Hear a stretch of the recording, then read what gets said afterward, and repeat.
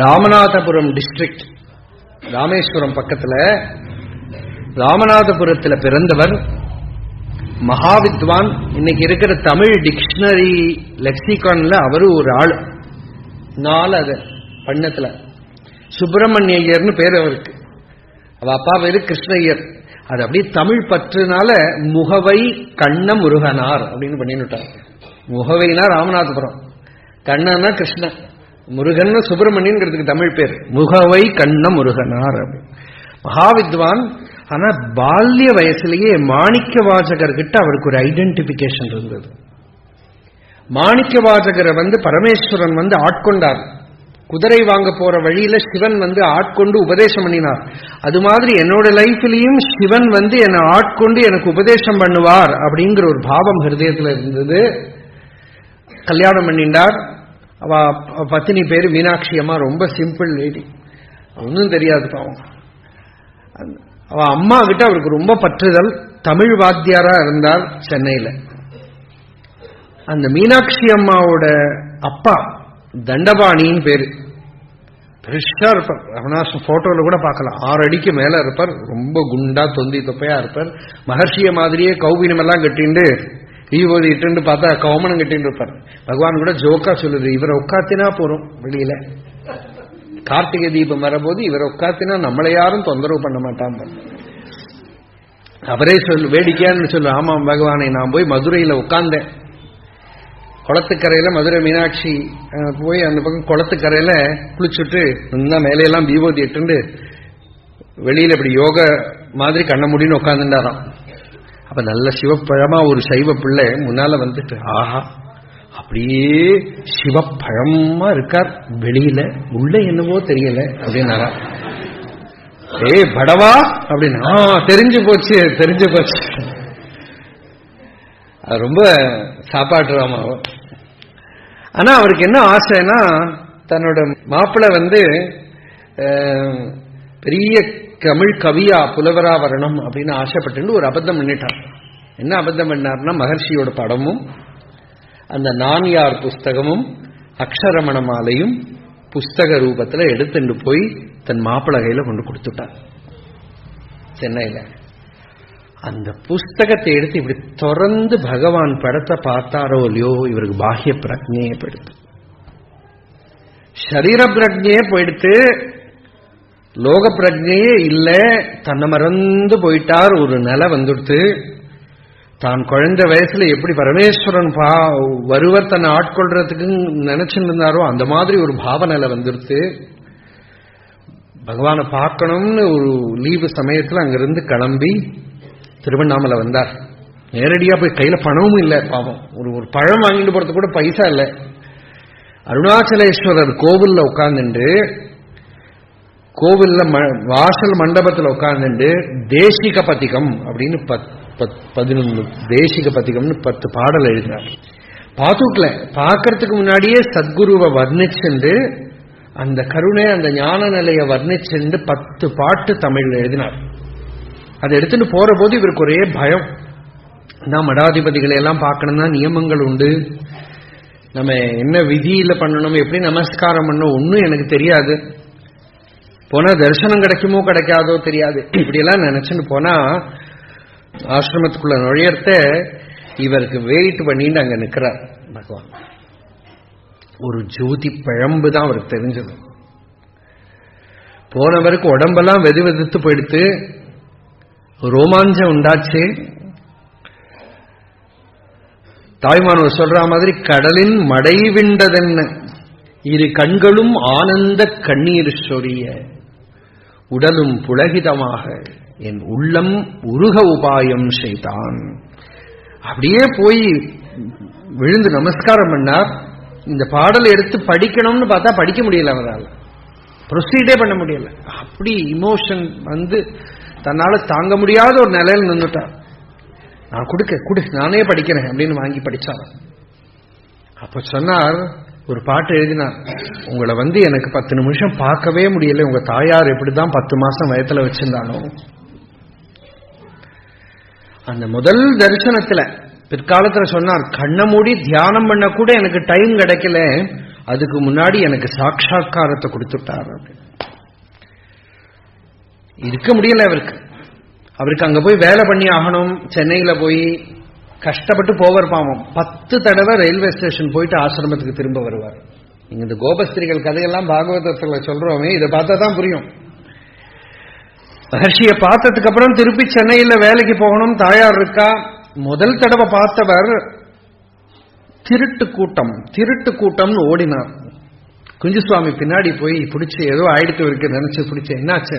இல்ல எனக்கு தாயார்லேருந்து நான் போயிடுவேன், இனிமே என்னால திரும்பி சம்சாரத்துக்கு போக முடியாது, இதெல்லாம் ஆளை பிடிக்கிற கூட்டம் அப்படியெல்லாம் கத்த ஆரம்பிச்சுட்டார். ஏன்னா அவரால் தாங்க முடியல அந்த நிலை. கோபிகள்ல அந்த நிந்தாஸ்துதி பிரமரகீதம் மாதிரி தான் அது. அப்புறம் போனார், திரும்பி வருவார். ஒரு வாரத்துக்கு திரும்பி வந்தா ஆசிரமத்தில் இருக்கிறவங்களுக்கு என்ன வேலைன்னா இவரை ஸ்டேஷன்ல போய் ட்ரெயின்ல ஏற்றி விட்டுட்டு வரணும். ஏன்னா ஒரு ட்ரெயின்ல ஏறி இவர் குதிச்சுட்டார் கீழே. அதனால ட்ரெயின் போச்சான்னு பார்த்துட்டு வந்து ரிப்போர்ட் பண்ணணும். அப்படி ஒரு நிலை. அந்த அந்த அந்த என்ன ஆச்சு இங்க, என்ன உபதேசம் என்ன பண்ண ஒன்னும் இல்ல, பார்த்தார் அவ்வளவுதான். நம்பத்தகாத பொய் ஞாலத்தை நம்பி நம்பி செம்பரமாதுண்டு சிவ செம்பதத்தை நான் இழந்தேன். எத்தனையோ ஜென்மாவில நம்பக்கூடாத இந்த மாயை நம்பி நம்பி அந்த ஆத்மானுபூதியை இழந்துட்டேன். இந்த ஜென்மாவில என் பிறவி துன்பமற, திருப்பி திருப்பி ஜனனம் மரணங்கிற இந்த துக்க சாகரத்திலேருந்து எனக்கு கரையேற்றத்துக்கு என் பிறவி துன்பமற மீட்டெனக்கு நல்குதி நல் எம்பெருமான் அந்த பேரின்பவியர் செம்பதமே. அந்த எம்பெருமான் எனக்கு அந்த பரமானந்தத்தை ஆத்மானுபூதியை கொடுத்தாரு. எவ்வளவு பாட்டு தெரியுமா? இன்னைக்கு தேவாரம் பூரா திரட்டுனா 13,000 பாட்டு கஷ்டியா கிடைக்கிறது. அவர் எழுதினது 40,000 பாடல்கள் கிடைக்கிறது. ரமண ஞானபோதம், குருவாசக கோவை, இப்படின்னு அவ்வளவு பாடல்கள் கிடைக்காம போனது எத்தனையோ. இப்படி பீரிட்டுன்னு வந்துன்றது தன்னை மறந்த ஒரு நிலை. லாஸ்ட்ல அவரால் அங்க நிக்க முடியல, ஒன்னும் முடியல, எல்லாம் விட்டுட்டு வந்துட்டார். வந்து இங்க பகவான் மகர்ஷி முன்னாடி அப்படியே உட்கார்ந்துட்டு இருப்பார். இந்த மீனாட்சி அம்மா பாவம், அவளுக்கு ஒரு சங்கடம். அவ இப்படி உட்கார்ந்துட்டு இருப்பா. மகர்ஷி என்ன பண்ண முடியும்? அவர் பலமுறை முருகனார்கிட்ட போய் இருக்கலாமே, குடும்பத்திலேயே இருக்கலாமே எல்லாம் சொல்லி பார்த்தார். ஒன்னும் அவர் காதலியே போறதில்லை. மீனாட்சி அம்மா ஒரு நாளைக்கு யாரோ டவுன்ல இருந்து மகர்ஷிக்கு இருமல் வந்தா காஃபி நல்லதுன்னு கொண்டு கொடுத்தா பிளாஸ்க்ல. இந்த அம்மாக்கு காஃபி கிடைக்கலன்னு அன்னைக்குதான் ஒரே சங்கடம். மீனாட்சி வா, காஃபி கொண்டு வந்திருக்கா பாரு, நீ சாப்பிடு அப்படின்னு கொடுத்த. அந்த அம்மா காஃபி எல்லாம் குடிச்சிட்டு சொன்னா, பகவானே காஃபி கொடுக்கறீங்கள, என் ஆத்துக்காரரை பிடிச்சு வச்சுட்டு இருக்கீங்களே அப்படின்னு. ஆத்துக்காரரை பிடிச்சு நான் என்ன பண்றதுமா? சரி, அவர் நிறைய பாட்டுல ரமணமாயவனே ரமணமாயவனேன்னு எழுதியிருக்கார். இந்த அம்மாக்கு அந்த பாட்டெல்லாம் சொல்லி கொடுத்து முருகமாயவனேன்னு மாத்தி அவர் முன்னால பாடுன்னு. இந்த அம்மா பாடினா அவர் எழுந்திருந்தே போயிட்டார், காட்டுக்குள்ளேயே போயிட்டார். அப்படி ஒரு வைராக்கியம் வரவே இல்லை. அப்புறம் மீனாட்சி அம்மா ஒரு நாளைக்கு சொன்னா, சிம்பிள், ஒரு நாளைக்கு பகவானே அவர் இப்படி நான் என்ன பண்ணுவேன் பகவானே, நீங்க ரொம்ப என்கிட்ட கருணையா இருக்கே, ஆனா எனக்கு யாரு புடவை வாங்கி கொடுப்பா? துணியை காட்டி எனக்கு யாரு புடவை வாங்கி கொடுப்பா அப்படின்னு கேட்டேன். எனக்கு யாரு சாப்பாடு போடுவா? நான் சாப்பாடு போடுறேன் மீனாட்சி, சாப்பாடு குறவே இருக்காது. எனக்கு யாரு புடவை வாங்கி கொடுப்பா? நான் வாங்கி கொடுக்குறேன்னா பகவான். அப்போ அந்த அம்மா பாருங்க, சின்ன குழந்தை மாதிரி இது குழிஞ்சிருக்கு பாருங்க, இப்ப வாங்கி கொடுக்க முடியுமா அப்படின்னு. ஆசிரமத்தில் இப்படி திரும்பி பார்த்தா அவ கொண்டு வந்துடுவான். ஆசிரமம் தன்னோடதுன்னு நினைச்சுக்கல. அவள்கிட்ட இந்த அம்மாவுக்கு ஒரு புடவை வாங்கி கொடுன்னு சொல்லல. குஞ்சுசுவாமியை கூப்பிட்டு, ஈசான்ய மடம் இருக்கு, அங்க ஒரு சுவாமிகள் இருக்காரு, அவர்கிட்ட போய் ரமண பகவான் ஒரு 4 புடவை வாங்கி கொடுக்க சொன்னார்னு கேளு. வேடிக்கை என்னன்னா, பகவான் ஒரு சன்னியாசி, குஞ்சுசுவாமி ஒரு சன்னியாசி, அந்த ஈசான்ய மடத்து சாமி அவர் ஒரு சன்னியாசி. அவர்கிட்ட இந்த அம்மாவுக்கு புடவை வாங்கி கொடுக்கறதுக்கு ஒரு கதை. இவர் போய் ஈசான்ய மடத்துல போய் அந்த ஈசான்ய மடத்துல இருக்கிற சுவாமிகள் கிட்ட இந்த மாதிரி பகவான் ரமண பகவான் வந்து ஒரு 4 புடவை வாங்கி கொடுக்க சொன்னார். பாசனம் பெருசு யாருக்குமே தெரியாது இப்படி நடந்தது.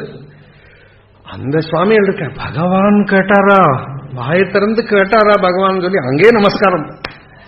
அவர் போய் புடவை வாங்கி வண்டி வெட்டின்னு வந்துட்டார் இந்த மீனாட்சி அம்மாக்காக. அதாவது ரக்ஷிஷே சர்வதோகம் துவாம் சானுகம் சபரிச்சதம். முருகனார் அனன்யா சிந்தையந்தோமாம் மறந்து போயிட்டார். அவருக்காக அந்த அம்மாவுக்கு ஒன்னும் தெரியாத அந்த அம்மா லாஸ்ட் வரைக்கும் அவளுக்கு கஷ்டப்பட்டு தான் சாப்பிட்டு இருந்தா. யாரோ சாப்பாடு போட்டு இருந்தா, ஏதோ லாஸ்ட்ல உடம்பு முடியாம இருக்கிறத யாரோடோ வீட்டுல எல்லாம் சாப்பாடு கிடைக்கும் சென்னையில். அவ திருவண்ணாமலையில் இருக்கல.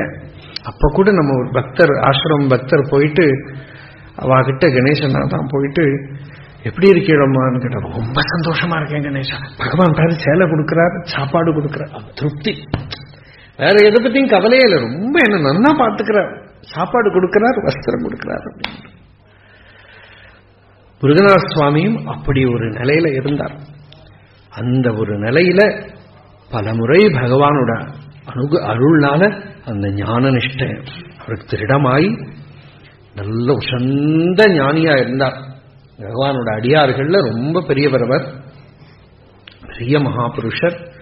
லாஸ்ட்ல ஆசிரமம் எல்லாம் வந்தப்பறம் கூட அது ரொம்ப சாது. அவர் சாத்விக பிராமணர், கிரகஸ்தரா இருந்து வந்தவர் வரை ஆச்சா. அந்த பிரம்மச்சாரிகளுக்கெல்லாம் நல்ல திடும்பு இருக்கும். இவர் கிரகஸ்தரா வந்தவராச்சா, அதனால இவருக்கு விஸ்வநாத சுவாமி குஞ்சு சுவாமி வாழ மாதிரி தைரியமும் கிடையாது. ஆசிரமத்தில் என்ன சொன்னா, கொஞ்ச நாளைக்கு சாப்பிட்டு இருந்ததுக்கு அப்புறம் இனிமே இங்க சாப்பிட முடியாதுன்னு விட்டாங்க. என்னக்கா ஆசிரமத்திலையும் பணமும் கிடையாது, ஒன்றும் கிடையாது, இங்கேயே வேலை பண்ணிட்டு ஏதோ இருக்கிறவாள் தான் சாப்பிடலாம். அப்ப முதல்ல வேலை பண்ணி பார்த்தார். என்ன வேலைன்னா சிவ பூஜை. அந்த மாதிருபூதேஸ்வர கோவில சிவலிங்கத்துக்கு பூஜை. அவருக்கு என்ன பண்ணணும்னே தெரியாது. அபிஷேகம் விட்டு தொடச்சுட்டே இருப்பார். இந்த மணி அடிச்சு தீபாராதனை காட்டுறது பெரிய சர்க்கஸ். ஏன்னா மணி அடிச்சா இது நின்றுடும், இது இப்படி காட்டுறது இது நின்றுடும். இது எப்படி இது ரெண்டு கையுமா சிங்க்ரனைஸ் பண்றதுன்னே அவருக்கு தெரியல. பாவம், அவரால் அது முடியல, விட்டுட்டார் அந்த வேலையை. அது ஒரு பாயிண்ட் இல்லையோ, அந்த கவி மண்டலமானதுனால இந்த கை கால்லாம் ஒன்றும் வேலை பண்ணாது. சரி, ஆசிரம அடுக்கொலையில காய்கறி நறுக்கலாம்னு போய் உட்காந்துட்டார் ஒரு நாளைக்கு. மகர்ஷி கூட காத்தால 4 மணிக்கோ 5 மணிக்கோ எல்லாம் கரிகாய் நறுக்க. மகர்ஷி கிளீனா சாப்பிடுறது கிளீனா இருக்கும், காய்கறி நறுக்கிறது கிளீனா இருக்கும், சமையல் பண்றது கிளீனா இருக்கும், எல்லாம் பர்ஃபெக்டா இருக்கும். யோக கர்ம சுகௌஷலம். அழகா கரிகாய் நறுக்கிறார். இவருக்கு அது ஒன்றும் திருஷ்டியே இல்லை. அப்படியே வாய புலந்துண்டு அந்த சத்குருவோட திருவுருவத்தை பார்த்து தன்னை மறந்து கண்ணீர் விட்டு லோகமே தெரியாம பைத்தியம் மாதிரி உட்காந்து என்ன வேலை பண்ணணுமோ இல்லையோ, கொஞ்சம் பீன்ஸ் எடுத்து பிச்சு இந்த பக்கம் போட்டு, கொஞ்சம் முருங்கைக்காய் பிச்சு அந்த பக்கம் போட்டு, வெண்டைக்காய் பிச்சு இந்த பக்கம் போட்டு, எல்லாம் ஒரே அமக்களம். எல்லாம் பண்ணினதுக்கு அப்புறம் பகவான் பார்த்தாரு.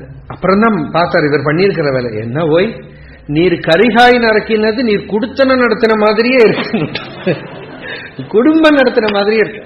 அதுல ஒரு பாட்டு எழுதினார். நக்கராகி நயந்து ரமணரே புக்கு பிச்சை புலம்பித் திரிவதேன் தக்கவாறொரு தையல் உதவியா சிக்கன குடி வாழ்க்கை செலுத்துமே. ஹே ரமணரே, நீ நக்னமா திகம்பரமா இந்த திருவண்ணாமலை தெருவில் ஏன் பிக்ஷை எடுக்கிறேன்? உனக்குதான் சிக்கனமா குடுத்தன நடத்த தெரியுமே, அழகா கல்யாணம் பண்ணிட்டு இருக்கிறது தான். தன்னையே ஒரு நாயிகா பாவத்தில் எழுதினார் அந்த பாடம். சிக்கனமா, சிக்கனம், ரொம்ப சிக்கனம் பகவானுக்கு. சிக்கனம், ரொம்ப சிக்கனம். ஏன்னா ஒரு பக்தர் சொன்னார், அரிசி இப்படியே விழுந்து கிடக்கு, சாக்குல உள்ள எடுத்துட்டு போறது, பொறுக்கி பொறுக்கி பொறுக்கி கையில வச்சுட்டு அப்படியே கொண்டு போய் உக்ராணத்துல உள்ள கொண்டு போய், என்ன பகவானே பண்றேன்? இல்லைப்பா, இதுல ஒவ்வொரு அரிசி மணிக்கும் நாம அண்ணாமலையார்ட்ட கணக்கு சொல்லணும் அப்படின்னு. அது மாதிரி ஒரு பாவம். ஒவ்வொரு அரிசி மணிக்கும் நாம அண்ணாமலையாருக்கு கணக்கு கொடுக்கணுமா? அவ்வளவு சாப்பிட்டா அந்த சாப்பிட்ட எல்லாமே தெரியாது. எழுதினா முத்து முத்து முத்தா இருக்கும். எல்லாம் அந்த யோக கர்ம சுகௌஷலம் பார்க்கலாம். அப்படி இருந்தவர் அந்த முருகநாத சுவாமிகள் அப்படி ஒரு ஞான நிலை அடைஞ்சார், ஸ்வரூபஞான நிலை அடைஞ்சார். 1970 அந்த பக்கம் வரைக்கும் அவர் இருந்தார். அவ்வளவு கிரந்தங்கள், ஒரு ஆச்சரியமா அநேக கிரந்தங்கள். அந்த குரு மகிமை, அந்த குரு பண்ணின கிருபை, அவர் கொடுத்த அனுபூதி நிலை, அதுலேயே உன்மத்தமா ராமகிருஷ்ண பரமஹம்சர் ஒரு சமயம் சொன்னார், ஒரு கள்ளுகுடியன் பின்னால ராமகிருஷ்ணரோட பக்தன் ஆயிட்டார். அவர் ராமகிருஷ்ணரை பார்க்க வந்தார். ஃபர்ஸ்ட் டைம் பார்க்க வரும்போது ஜன்னல் வழியா ராமகிருஷ்ணர் எட்டி பார்க்கிறார். ராமகிருஷ்ணர் அப்படியே நாம சங்கீர்த்தனம் பண்ணி தன்னை மறந்து ஆடின்னு இருக்கார். இவர் நினைச்சார், தேவலை நம்மளை விட கிக்கு இருக்கு அப்படின்னு. அது அந்த பங்காளோ இல்லையோ அந்த தாந்திரிகள்லாம் சில பேர் சாப்பிடுறவா உண்டு அப்படி நினைச்சு